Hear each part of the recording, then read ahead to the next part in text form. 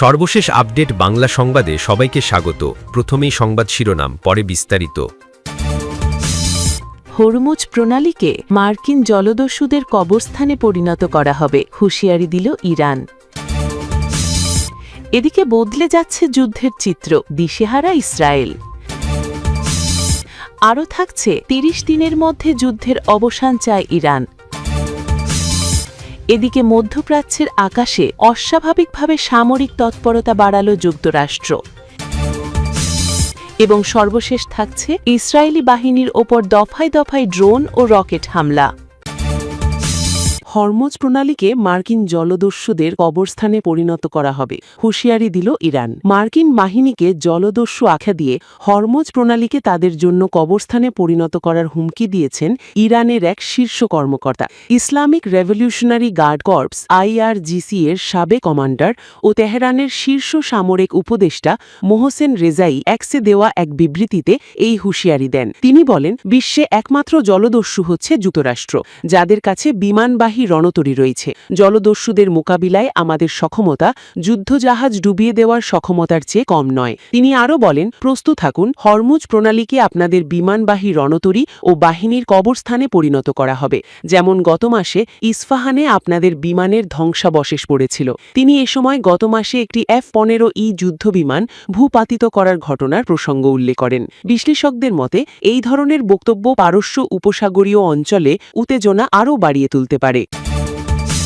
এদিকে বদলে যাচ্ছে যুদ্ধের চিত্র, দিশেহারা ইসরায়েল। যুদ্ধবিরতির মধ্যে দক্ষিণ লেবাননের আকাশে সম্প্রতি নতুন ধরনের এক চিত্র সামনে এসেছে। ইরান সমর্থিত সশস্ত্র গোষ্ঠী হিজবুল্লাহ নতুন এক ধরনের অস্ত্র ব্যবহার করছে, আর এটি ইসরায়েলি প্রতিরক্ষা ব্যবস্থার জন্য তৈরি করেছে নতুন চ্যালেঞ্জ। ফাইবার অপটিক প্রযুক্তি ব্যবহার করে পরিচালিত এই ড্রোনগুলো সহজে শনাক্ত করা যায় না এবং ইলেকট্রনিক জ্যামিংও এদের থামাতে পারে না। ফলে ইসরায়েলি লক্ষ্যবস্তুতে হিজবুল্লাহর নির্ভুল হামলার সক্ষমতা বেড়ে গেছে কয়েক গুণ। সাম্প্রতিক হামলার একটি ভিডিও ও সামরিক বিশ্লেষকদের বক্তব্যে এই নতুন অস্ত্রের কার্যকারিতা ও ঝুঁকি স্পষ্ট হয়ে উঠেছে। মার্কিন সংবাদমাধ্যম CNN বলছে, বিস্ফোরক বহনকারী একটি কোয়াডকপ্টার ড্রোন দক্ষিণ লেবাননের বাড়ির ছাদ ঘেঁষে উঠছিল। ধ্বংসাস্তূপে পরিণত ভবনের ফাঁক দিয়ে এবং কাঁচা রাস্তার ওপর দিয়ে অত্যন্ত নিখুঁতভাবে এগোচ্ছিল সেটি। ড্রোনটির অপারেটর প্রথম ব্যক্তি দৃষ্টিকোণ থেকে স্পষ্টভাবে দেখতে পাচ্ছিল লক্ষ্যবস্তু, আর সেই লক্ষ্যবস্তু হচ্ছে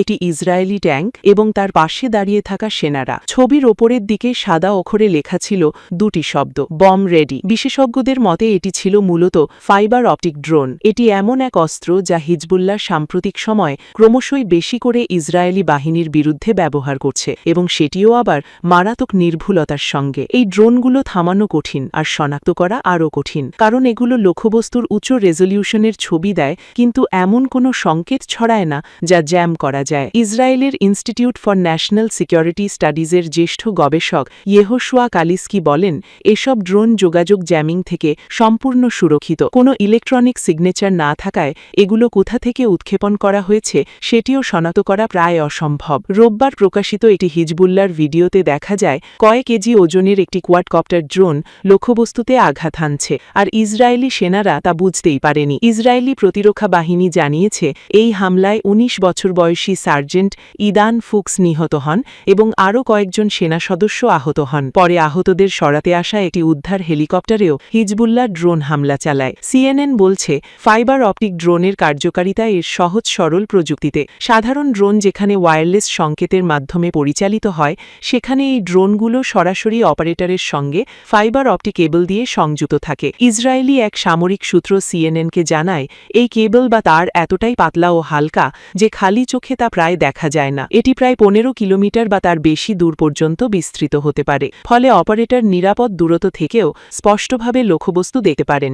ড্রোনগুলো বড় ধ্বংসযোগ্য চালাতে না পারলেও কম ব্যয়বহুল হওয়ায় তা হিজবুল্লাহর জন্য কার্যকর অস্ত্র হয়ে উঠেছে। বেন্ডেড বলেন, হিজবুল্লাহর ইতোমধ্যেই উন্নত ড্রোন ভাণ্ডার রয়েছে এবং তাদের অনেক অভিজ্ঞ অপারেটরও রয়েছেন। IDF এখন গোয়েন্দা বিভাগের সঙ্গে কাজ করে এই ড্রোন মোকাবিলার নতুন উপায় খুঁজছে। হচ্ছে, তবে ঝুঁকি এখনও রয়ে গেছে। তিনি আরও বলেন, এটি এমন এক থামির যার সঙ্গে আমরা এখনও মানিয়ে নেওয়ার চেষ্টা করছি। এছাড়া একাধিক ড্রোন একসাথে হামলা চালালে পরিস্থিতি আরও জটিল হয়ে ওঠে, কারণ প্রতিরক্ষা ব্যবস্থা তা সামাল দিতে হিমশিম খেতে পারে। ওই কর্মকর্তা বলেন, হিজবুল্লাহ দ্রুত শিখছে, তারা সমন্বিত হামলার চেষ্টা করছে।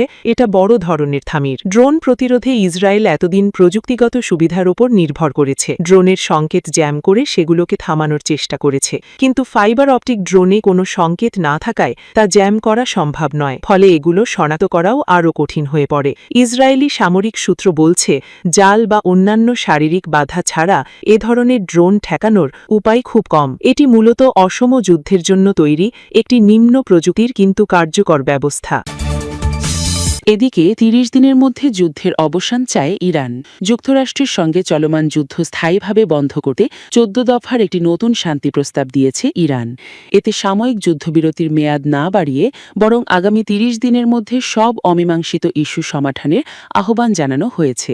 এই প্রস্তাবের মূল লক্ষ্য যুদ্ধবিরতির মেয়াদ বাড়ানো নয়, বরং যুদ্ধের চিরস্থায়ী অবসান ঘটানো বলে জানিয়েছে ইরান।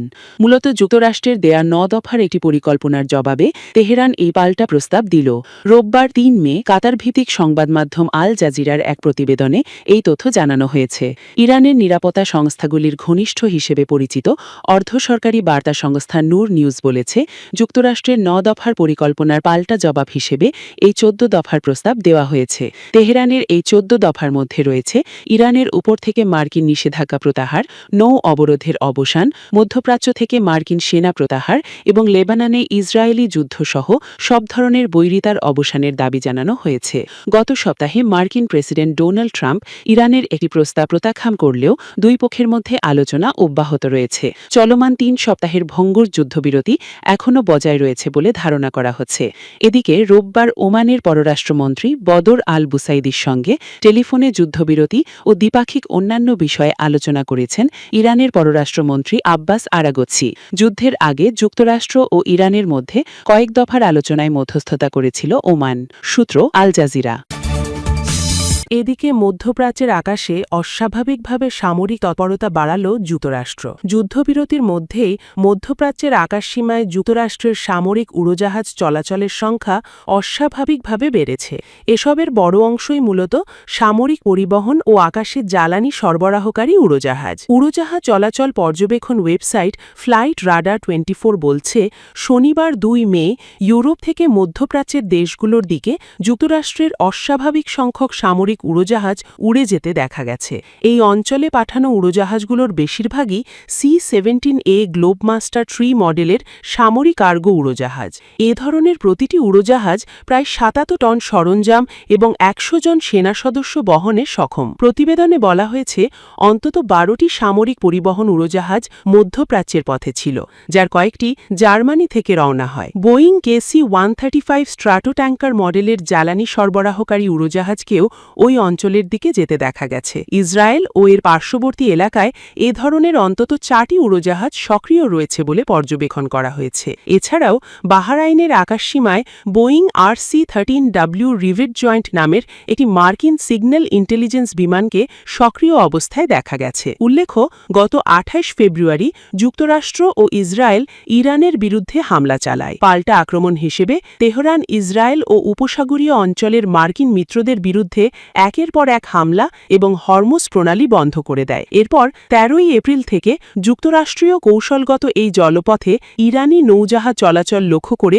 একটি নৌ অবরোধ আরোপ করে। পাকিস্তানের মধ্যস্থতায় ৮ই এপ্রিল ২ সপ্তাহের যুদ্ধবিরতি ঘোষণা করা হয় এবং ১১ই এপ্রিল ইসলামাবাদে সরাসরি আলোচনা অনুষ্ঠিত হলেও স্থায়ী যুদ্ধবিরতির বিষয়ে কোনো চুক্তি হয়নি। পরে পাকিস্তানের অনুরোধের পরিপ্রেক্ষিতে ট্রাম্প নতুন কোনো সময়সীমা নির্ধারণ না করেই যুদ্ধবিরতির মেয়াদ বাড়ান। সূত্র আনাদোলু এজেন্সি।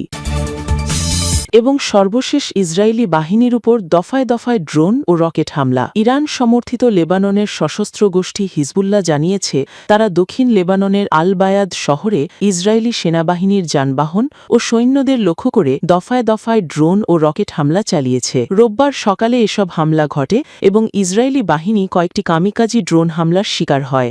টেলিগ্রামে দেওয়া বার্তায় গোষ্ঠীটি জানায়, তারা মারজাইউন জেলার আল কান্তারা শহরেও ইসরায়েলি যানবাহন ও সৈন্য সৈন্যদের লক্ষ্য করে কয়েকটি রকেট হামলা চালিয়েছে। তারা আরও জানায়, লেবাননের জনগণের সুরক্ষায় এবং যুদ্ধবিরতি লঙ্ঘন ও দক্ষিণ লেবাননের গ্রামগুলোতে ইসরায়েলি বাহিনীর চালানো হামলার জবাবে এই পাল্টা হামলাগুলো চালানো হয়েছে। এদিকে লেবাননের মন্ত্রণালয়ে সর্বশেষ পরিসংখ্যানে জানিয়েছে, ২ মার্চ থেকে ৩ মের মধ্যে লেবানন জুড়ে ইসরায়েলি হামলায় ২,৬৭৯ জন নিহত এবং ৮,২২৯ জন আহত হয়েছেন। সূত্র আল জাজিরা।